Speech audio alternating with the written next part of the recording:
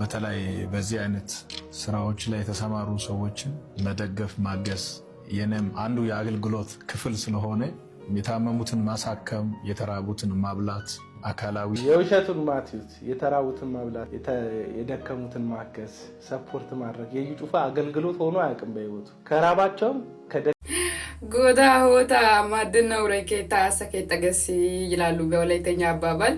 ያ ማለት መስማር ቆርቆሮ የማግዝ ሰው ቤቴን ሰፋ አድርጌ ስራ ይላል እና እኔ በጣም ነው የሚገርመኝ። ለማንኛው በወላይታ ሶዶ ላይ ለነብዩ እዩ የንጉስ አቀባበል ተደርጎ ነበርና በዛ ላይ አስተያየት ሰጥቷል ወይስ እኔ አላየሁትም? እና ሄድና አስተያየት ስጥበት ምንድነው ያልክ ያለው? እንግዲህ ከዚህ በፊትም ያንተ ተከታዮች ያንተ ብሔረሰቦች ናቸው፣ አንተን የሚወዱትም ወላይታዎች ናቸው ትላለህ። አንተ ሌላ እንትን ሆነ ከጠላክ እኛ ደግሞ ወላይታ ሆነን እንወደዋለን።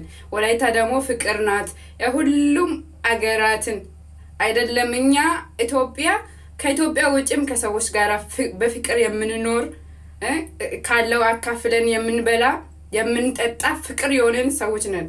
ኦኬ ኢትዮጵያ ላይ ማንንም እኛ አንጠላም። እዩን ብቻ ወደን ሌላ የምንጠላው ሰው የለም። እስኪ አንድ የወላይታ ልጆች አንድ የወላይታ ሰው ሌላ ሰውን ወጥቶ ሰድቦ ያውቃል?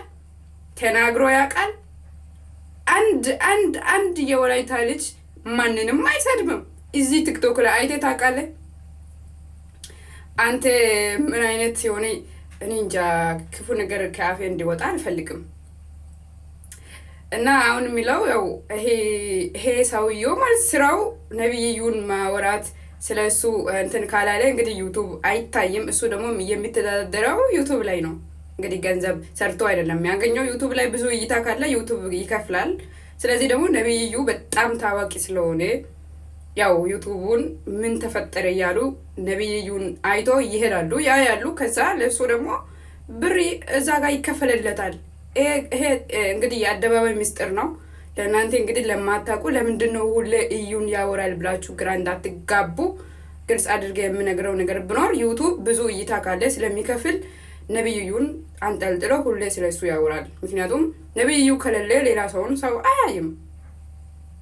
ይሄ ነው እውነታ።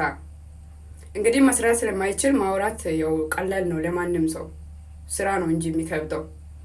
ስለዚህ ስራ ስለሆነ ማንም ሰው አንተ በነብዩ ላይ አወራ ብሎ አይጨነቅም።